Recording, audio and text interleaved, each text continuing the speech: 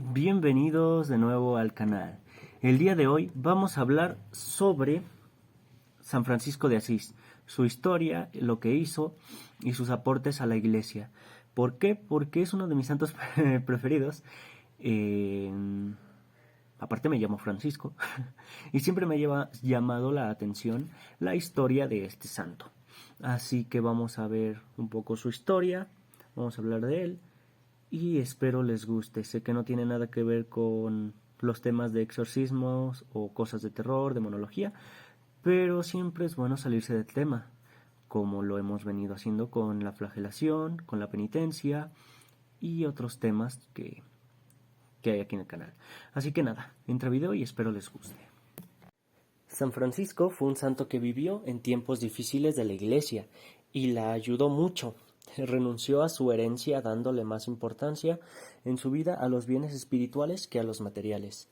Francisco de Asís, nacido en Italia en 1181 o 1182.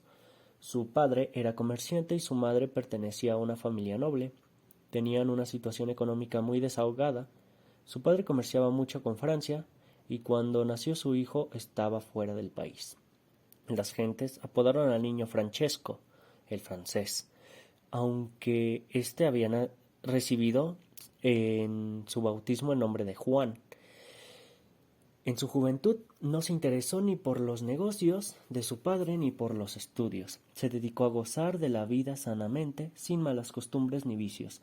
Gastaba mucho dinero, pero siempre daba limosna a los pobres. Le gustaba mucho las románticas tradiciones caballerescas que propagaban los trovadores. Cuando Francisco tenía como unos 20 años, hubo pleitos y discordia entre las ciudades de Perugia y Asís. Francisco fue prisionero un año y lo soportó con alegría. Cuando recobró la libertad, cayó gravemente enfermo. La enfermedad fortaleció y maduró su espíritu. Cuando se recuperó, decidió ir a combatir en el ejército. Se compró una costosa armadura y un manto que regaló a un caballero mal vestido y pobre. Dejó de combatir y volvió a su antigua vida, pero sin tomarla tan a la ligera. Se dedicó a la oración y después de un tiempo tuvo la inspiración de vender todos sus bienes y comprar la perla preciosa de la que hablaba el Evangelio. Se dio cuenta que la batalla espiritual empieza por la mortificación y la victoria sobre los instintos. Un día se encontró con un leproso que le pedía una limosna y le dio un beso. Visitaba y servía a los enfermos en los hospitales. Siempre regalaba a los pobres sus vestidos o el dinero que llevaba. Un día, una imagen de Jesucristo crucificado le habló y le pidió que reparara su iglesia, que estaba en ruinas. Decidió ir y vender su caballo y unas ropas de la tienda de su padre para tener dinero para arreglar la iglesia de San Damián. Llegó ahí y le ofreció al padre su dinero y le pidió permiso para quedarse a vivir con él. El sacerdote le dijo que sí podía quedarse ahí, pero que no podía aceptar su dinero. El Papa de San Francisco, al enterarse de lo sucedido, fue a la iglesia de San Damián, pero su hijo se escondió. Pasó algunos días en oración y ayuno. Regresó a su pueblo y estaba tan desfigurado y mal vestido que la gente se burlaba de él como si fuese un loco. Su padre lo llevó a su casa y lo golpeó furiosamente. Le puso grilletes en los pies y lo encerró en una habitación. Francisco tenía entonces 25 años. Su madre se encargó de ponerle en libertad y él se fue a San Damián. Su padre fue a buscarlo ahí y lo golpeó y le dijo que volviera a su casa o que renunciara a su herencia y le pagara el precio de los vestidos que había vendido de su tienda. San Francisco no tuvo problema en renunciar a su herencia y del dinero de los vestidos, pero dijo que pertenecía a Dios y a los pobres. Su padre le obligó a ir con el obispo de Asís, quien le sugirió devolver el dinero y tener confianza en Dios.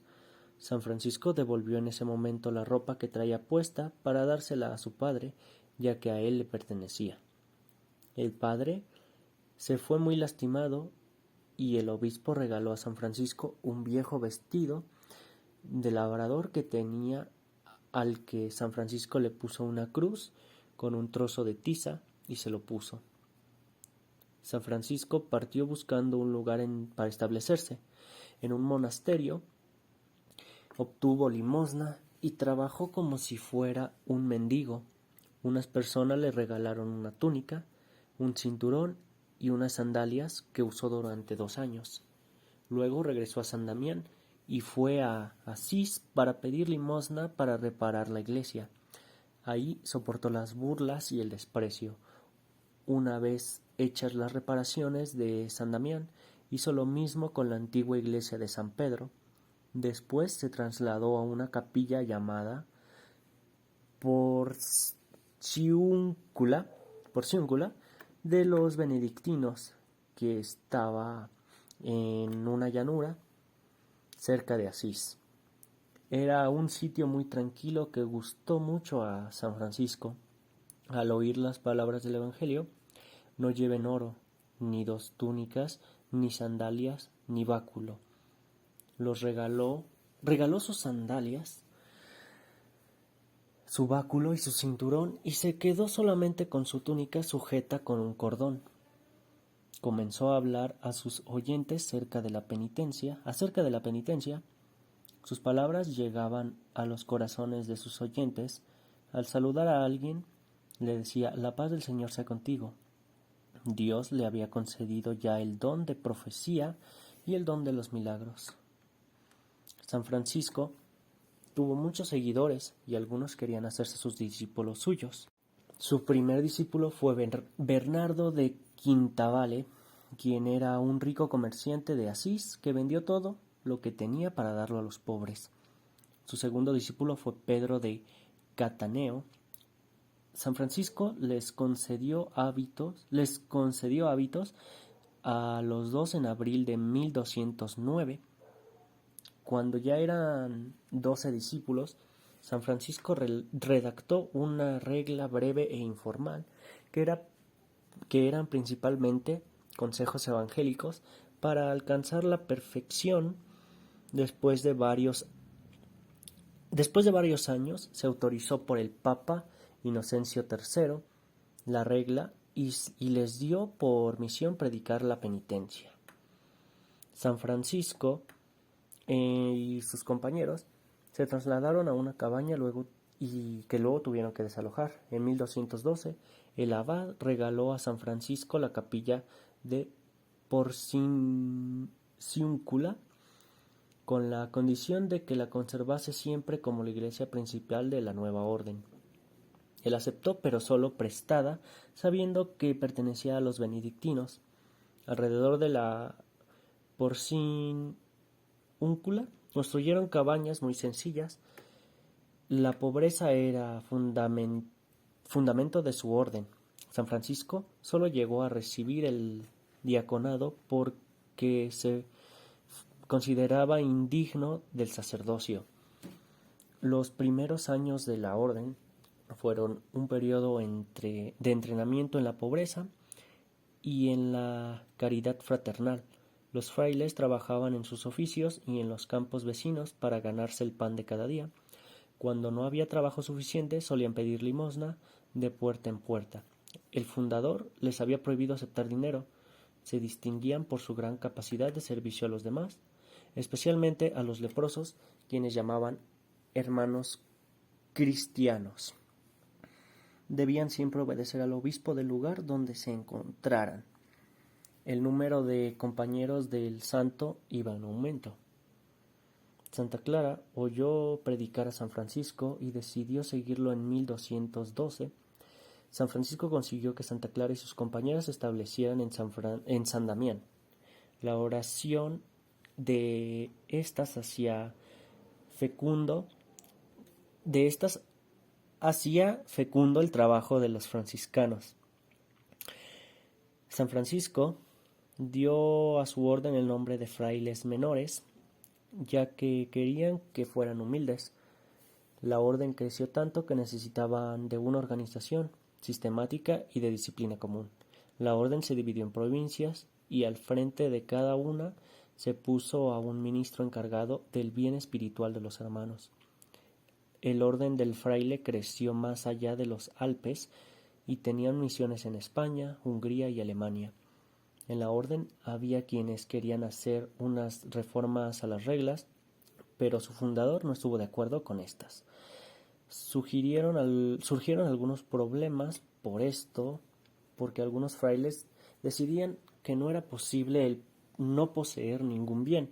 San Francisco decía que este era precisamente el espíritu y modo de vida de su orden. San Francisco conoció en Roma a Santo Domingo, que había predicado la fe y la penitencia en el sur de Francia. En la Navidad de 1223, San Francisco construyó una especie de cueva en la que se presentó el nacimiento de Cristo y se celebró la misa. En 1924 se retiró al monte Albernia y construyó ahí una pequeña celda. La única persona que lo acompañó fue el hermano León y no quiso tener visitas.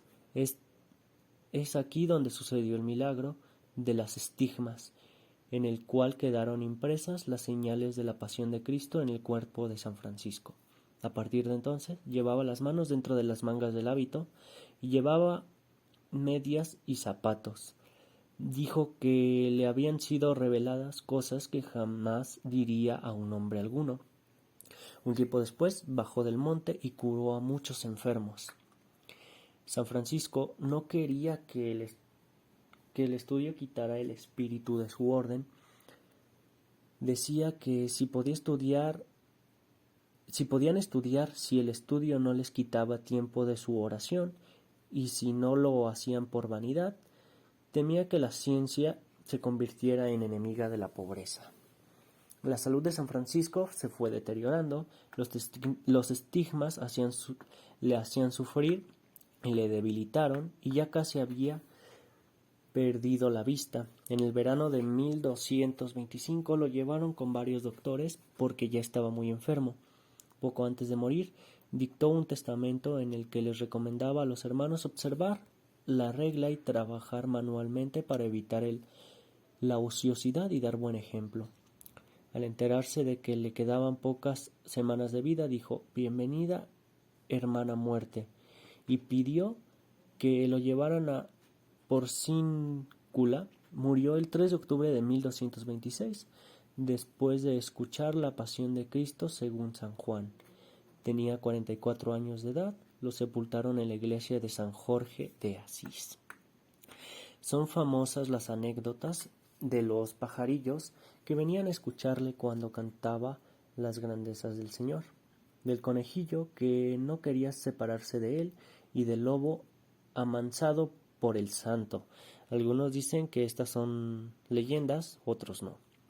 San Francisco contribuyó mucho a la renovación de la Iglesia de la decadencia y del desorden que había caído durante la Edad Media. Él ayudó a la Iglesia que vivía momentos difíciles. ¿Qué nos enseña la vida de San Francisco? Nos enseña a vivir la virtud de la humanidad. San Francisco tuvo un corazón alegre y humilde. Supo dejar no solo el dinero de su padre, sino que también supo aceptar la voluntad de Dios en su vida. Fue capaz de ver la grandeza de Dios y la pequeñez del hombre. Veía la grandeza de Dios en la naturaleza. Nos enseña a saber contagiar el entusiasmo por Cristo a los demás.